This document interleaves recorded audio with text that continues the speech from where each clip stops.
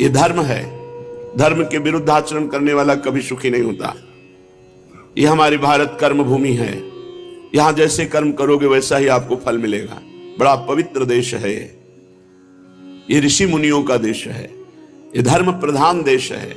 विश्व में भगवान के ऐसे अवतार कहीं नहीं देखे गए जैसे भारत में। यहाँ की नदियां भी परम पवित्र करके परम पद प्रदान करने में समर्थ है। यहाँ के पर्वत भी भगवत स्वरूप है। तो यहां अगर आप पापाचरण करेंगे, श्रीपाद क्यों ऐसा कह रहे हैं? हमारी एक भागवतिक व्यवस्था बनाई गई है। जब तक ब्याह ना हो तब तक ब्रह्मचर्य, और जब ब्याह हो जाए तो संतानोत्पत्ति के लिए भगवत भाव के, हमने शास्त्रों में पढ़ा है कि जब संतानोत्पत्ति क्रिया करने के लिए आप तैयार हो तो पहले समस्त देवताओं को जो दिशाओं में विराजमान उनको प्रणाम, भगवान को प्रणाम, संतों को प्रणाम करके फिर हे भगवान आपकी आज्ञा पालन के, ना कि कामासक्त होकर नहीं। ये गृहस्थ धर्म में से आपकी आज्ञा पालन करने के लिए प्रभु ऐसा। पराई माता बहनों की तरफ तो बिल्कुल नहीं। आयु, श्री, कीर्ति सब नष्ट हो जाती है। जो व्यभिचारी पुरुष है वह अकाल मृत्यु को प्राप्त होता है, पक्का समझ लीजिए। उसकी आयु, श्री, कीर्ति सब नष्ट हो जाती है। और जो स्त्री पराय पुरुष से रमण करती, पतिवंचक परपति रति करई, रौरव नरक कल्प शत परई। 100 कल्प तक रौरव नरक का दंड उसे भोगना पड़ता है। जो स्त्री जब तक ब्याह ना हो तब तक ब्रह्मचर्य, और ब्याह हो गया तो जो पति वर्ण किया आजीवन केवल उसी पति की तरफ। ये गंदी बातें, ये पाप की बातें जो हमारे हृदय में आ गई हैं, इनको त्यागना होगा। सत्संग इन्हीं को त्यागने के लिए कह। श्रीपाद कह रहे हैं सामुखेन सखेन खेल निखिलाग्रासेन कालाहिना। अय मित्र, से खिलवाड़ मत समझो। पराई माता बहनों से गलत भावना करना है तुम्हारा सर्वनाश कर देगा। सामुखेन सखेन खेल निखिला ग्रासेन कालाहिना। ए सखे मित्र, खिलवाड़ मत समझो, काल ग्रसित हो जाओगे। अकाल मृत्यु होगी तुम्हारी और तुम्हारी दुर्गति होगी यहां भी और वहां भी। हरिराम व्यास जी कह रहे हैं सावधान रहो, अगर बिच्छू का पूंछ छू गया तो डंक मार देगी, जहर चढ़ जाएगा। सावधान रहो, सांप के मुंह में विष रहता है, मुख मार दिया तुम। और सिंह के नखों में विष रहता है, वो पंजा मार दे, विषैला पंजा उसका होता है। लेकिन भगवान ने एक मूर्ति ऐसी रची है, अगर भगवान का आश्रय नहीं, भजन नहीं है तो देखने से जहर चढ़ जाएगा। काम आदि ये जो जहर है देखने से चढ़ जाएंगे। महापुरुषों ने लिखा है, आए थे हरिभजन को बीचे ही लीनी मारी, एक कंचन एक कामिनी ये लांबी तलवार। बहुत कठिन है भगवान तक पहुंचना। इतना मनोरंजन फेंक देते हैं माया का कि जीव उसी में लग जाता है। तो ऐ मूर्ख, अपनी मूर्खता का त्याग कर इसे खिलवाड़ मत समझ किसी मां बहन के साथ। काम भाव का दर्शन, काम भाव की चेष्टा तुम्हारा सर्वनाश कर देगी। अकाल मृत्यु, रोग ग्रसित और नाना प्रकार की विपत्तियों से ग्रसित हो जाएगा जो शास्त्र विरुद्ध आचरण करेगा। मदिरा पीना, मांस खाना, पराई स्त्री से व्यभिचार करना, जुआ खेलना, हिंसा करना, ये सब महत पापों में रखा गया है, जिसे आज लोग उत्तम पार्टी समझते हैं, नरक जाने की पार्टी। बहुत सावधानी की जरूरत है। जो भगवत मार्ग के पथिक हैं उनको तो सावधान ही हो जाना चाहिए। सर्वानर्थ निदानमर्थम अपिनो देहार्थम अभ्यर्थिना। ए भाई, ये शरीर अनर्थ प्राप्ति के लिए नहीं मिला, अनर्थ मिटाने के लिए मिला है। अब हमारा आगे का जीवन बड़ा आनंदमय जीवन, भगवत में जीवन हो।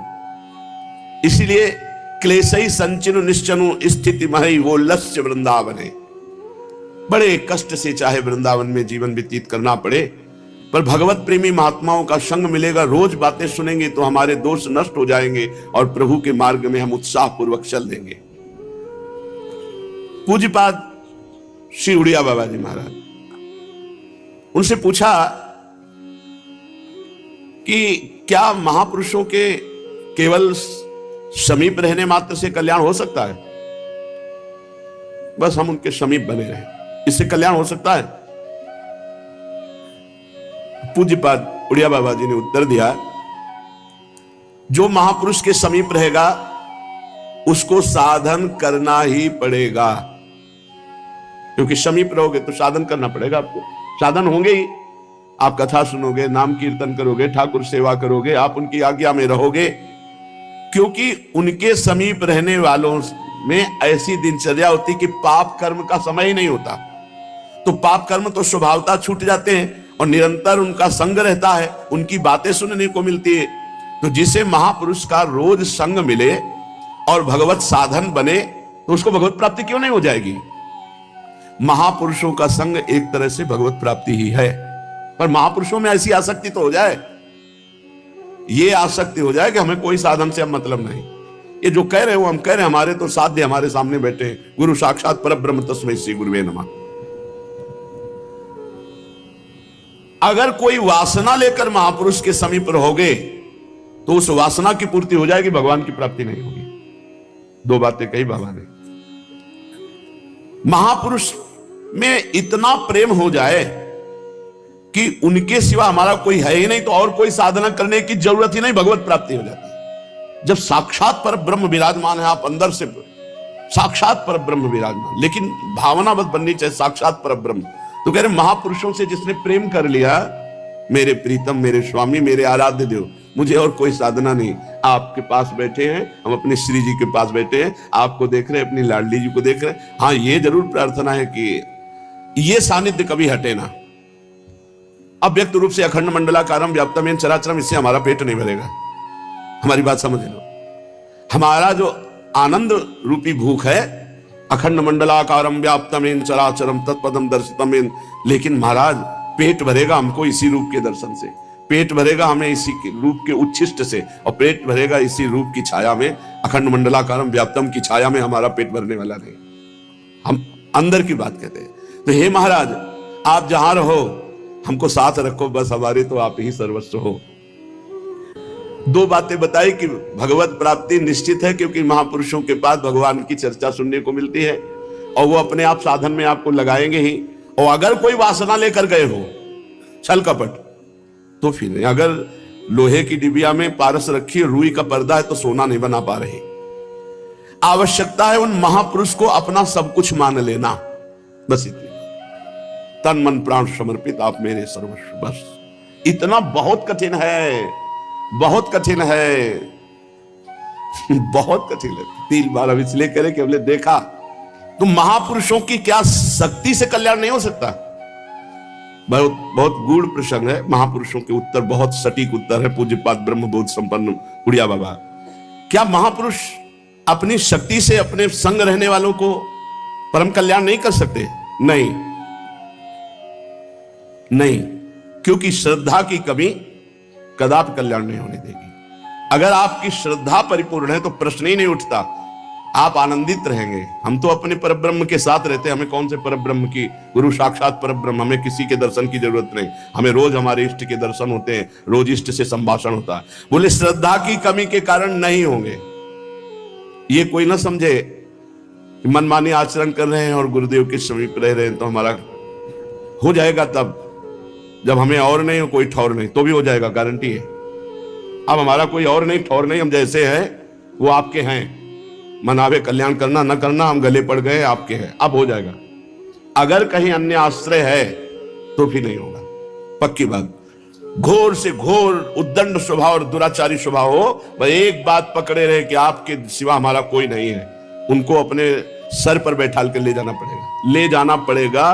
क्योंकि उमा राम स्वभाव जे जाना, ताई भजन तज भाव लाला। जैसे हमारे भगवान का स्वभाव ऐसे भक्त का स्वभाव होता है, छोड़ नहीं सकते वो। लेकिन आपका अगर अन्य आश्रय है तो फिर बात नहीं होगी। अन्य आश्रय नहीं होना चाहिए। भरोसो दृढ़ इन चरणन केरो, बस आप कैसे हो इससे कोई मतलब नहीं। महाराज, आपने कहा कि श्रद्धा की कमी के कारण महापुरुष अपनी शक्ति से कल्याण नहीं कर सकते, तो श्रद्धा का स्वरूप क्या होगा? कैसे मानी जाए कि श्रद्धा है? जो महापुरुषों में और परमात्मा में बिल्कुल भेद नहीं रखता, अर्थात परमात्मा ही महापुरुष के रूप में विराजमान है और उनकी आज्ञा के अनुसार भजन करता है, तो उनमें दृढ़ श्रद्धा हो जाती है। जैसे आप निश्चित समझो, जब प्रियालाल की कृपा का अनुभव, तो उस समय गुरुदेव सामने होते हैं, प्रियालाल बाद में दर्शन, पहले गुरुदेव होते हैं। जब आनंद की उमगन होती तो पहले गुरुदेव के चरणारविंद माथे पे होते हैं और ये लगता है अहेतु की कृपा लो, अहेतु की कृपा लो। फिर जब आनंद में डूबते तो पहले गुरुदेव, पहले गुरुदेव। जिसकी गुरु चरणों में प्रीति नहीं हो, कह रहे हैं मुझे श्री जी, तो स्वप्न में भी श्री जी नहीं झलक सकती, वो नौटंकी नाटक कर रहा है। पहले गुरुदेव, ये सिद्धांत है।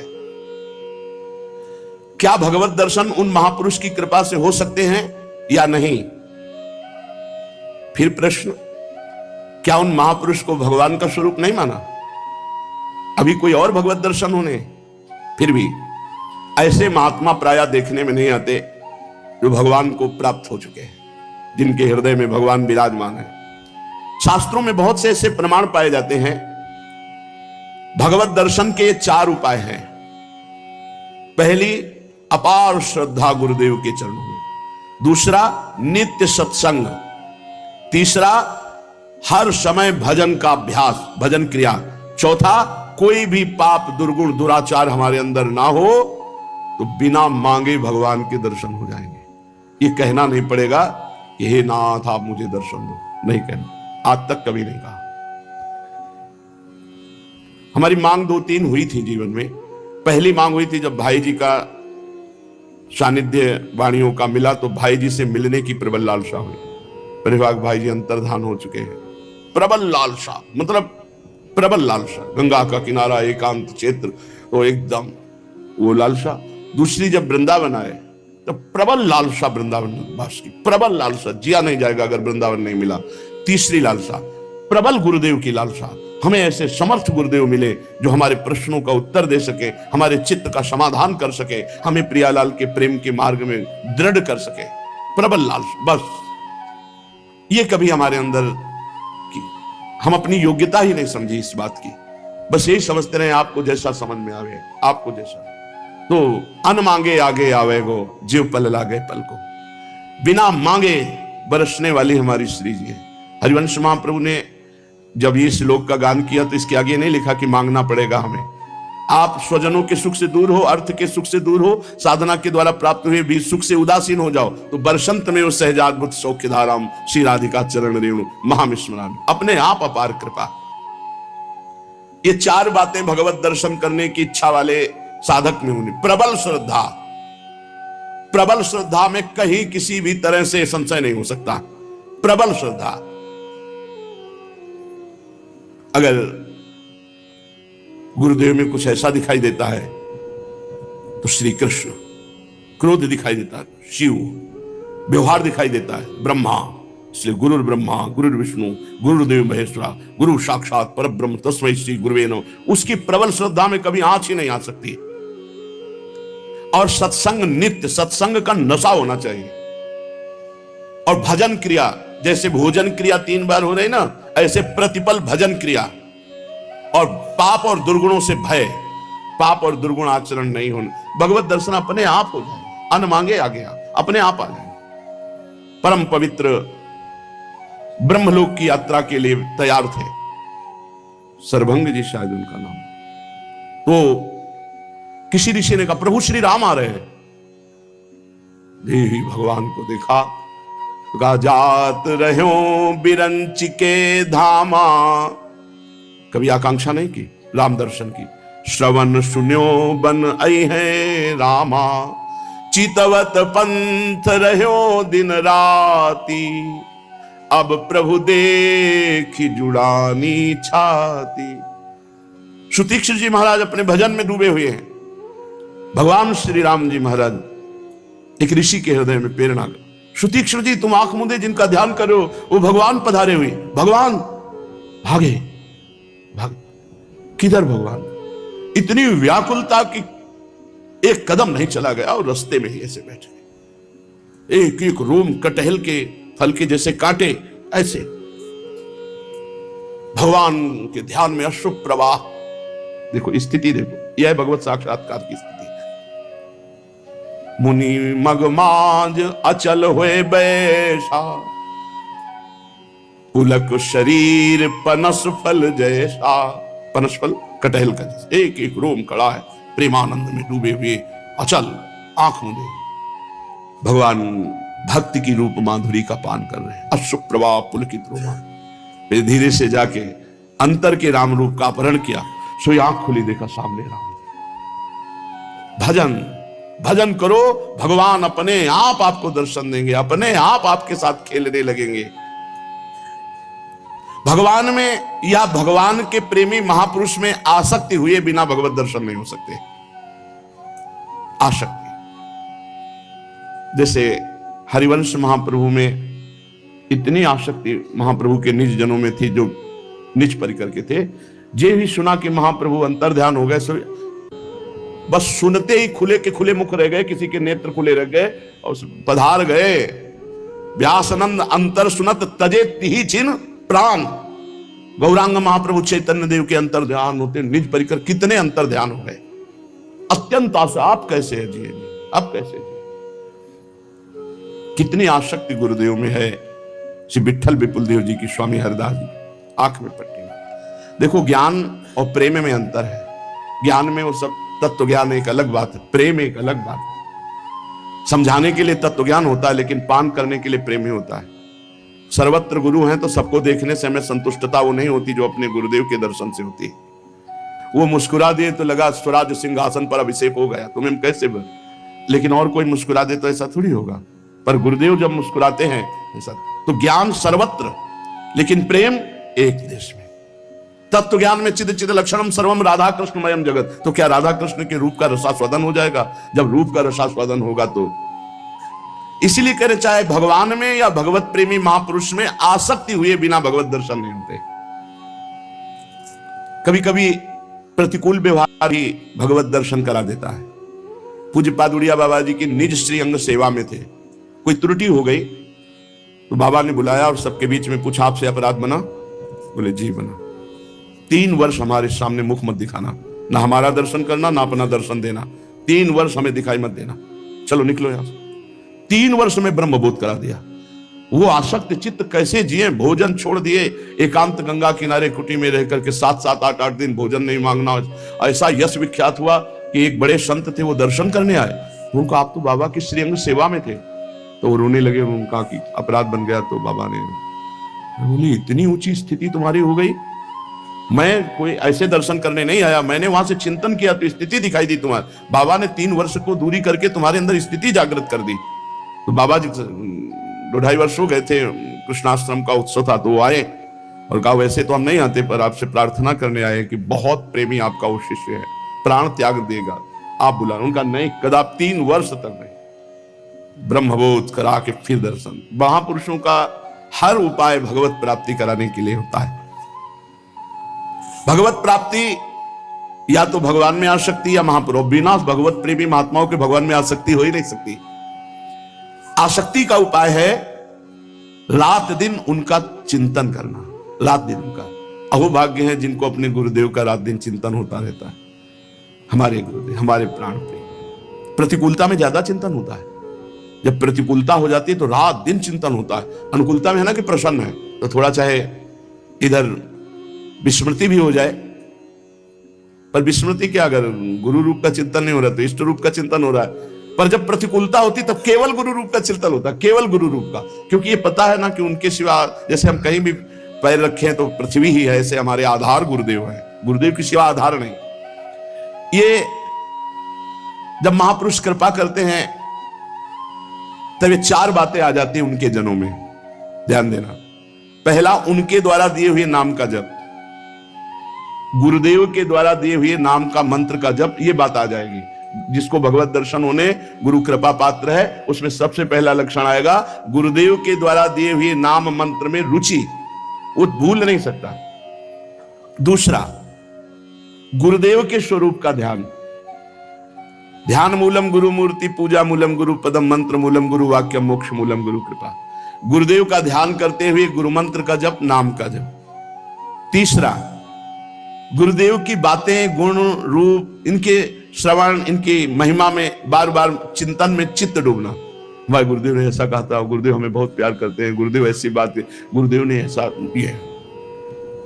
अगर हम अपने गुरुदेव की बातें लिखें तो एक मोटा ग्रंथ लिख जाएगा। अद्भुत अद्भुत चमत्कार, अद्भुत अद्भुत चमत्कार। ये बिल्कुल एक अक्षर बनावटी शब्द नहीं, अद्भुत चमत्कार। कैसे कैसे ये तो मतलब, और जब गुरुदेव से तो कहते तो 1 मिनट में सब रद्द कर देते। फिर कहते देखो हमें नहीं पता, ये श्री जी करती हैं, अब तुम्हारा हाथ श्री जी के हाथ में दे दिया है। हाँ, कैसे कैसे तुम्हें बताए, कितने कृपालु, तुम्हारा हाथ श्री जी के हाथ में दे दिया। ये सब श्री जी करती हैं। हमारी वाणी जी में लिखा है, जो हम गुरु जी बोलते थे तो पूरा दिमाग में चढ़ा के लौट के आकर के पहले पहला काम होता था डायरी में लिखना, गुरु जी ने ये वचन बोले।